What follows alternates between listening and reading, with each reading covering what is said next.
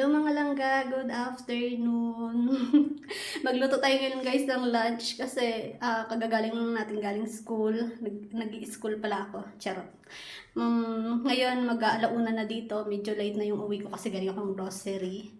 Tapos yung lunch pala namin dito guys is 2:30 or 3 o'clock ng hapon. Hindi gaya sa Pinas na 12 or 11:30 nagla-lunch na. Depende sa pasok ng trabaho. Tara guys!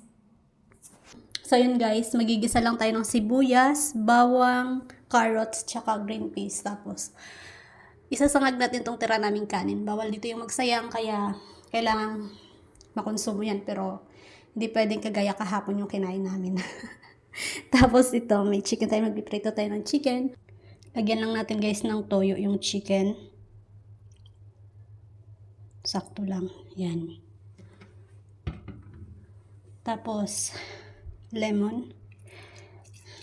Charot. Tapos, onting paminta. Yan. Tapos, piprito lang natin yan. May lemon tayo dito para mamaya sa ensalada. Mag-isa lang tayo ng sibuyas, bawang.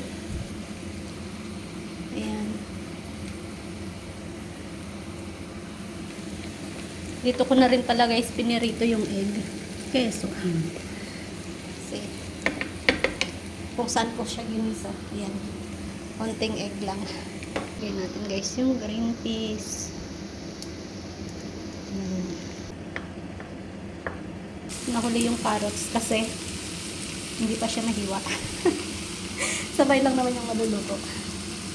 Isa-gisa lang natin yan hanggang maluto guys. Tapos maglalagay ako ng espinaka. Hindi naman magre-reklamo yung gulay. Lalagyan ko din siya ng unting espinaka. Sa tingin ko, pwede naman ito ilagay dyan. Sinangag na kanin na bahaw na may gulay. So, ayan, nalagay na natin yung espinaka.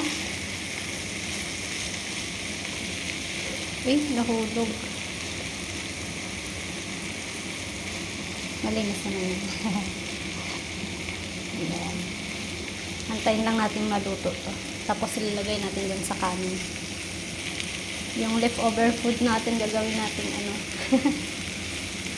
Masarap na pagkain. Charot lang. Sabihin ng asawa ko, nag-experiment na naman ako ng luto. Gusto ko kasi guys, ako yung nagluluto ng food namin. Kaso, minsan, yung asawa ko, tigilan ko daw kaka-eksperimento. Salt and pepper lang pala guys, pampalasa natin dyan. Medyo madami yung asin kasi para lumasa sa kanin. Durugin lang natin yung rice. Tapos, lalagay na natin dito yung gulay. Lagay ko na nga to. Lagay natin yung egg.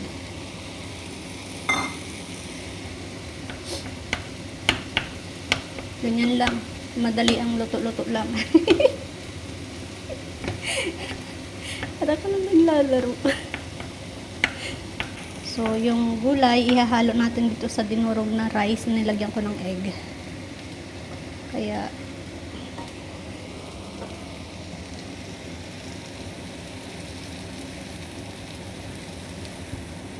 ayan, halo lang natin yan guys. Tapos, hahaluin natin.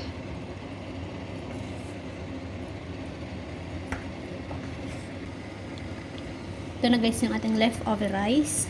Ayan. Iprito tayo dito ng chicken. So, ayan na guys yung chicken.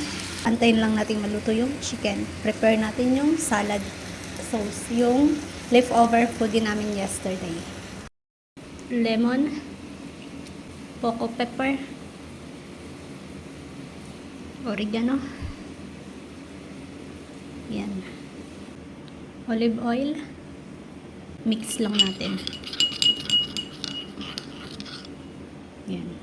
Ito guys, yung natira nating salad kahapon na mix na verdura pruta.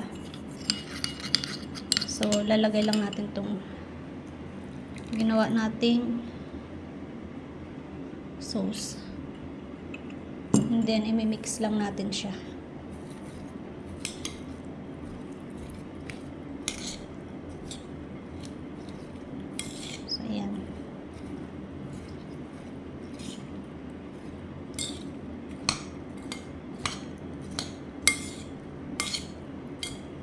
So,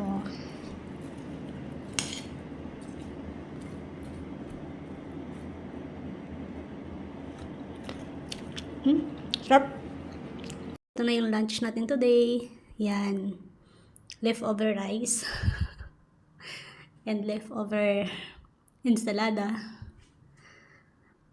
At obas.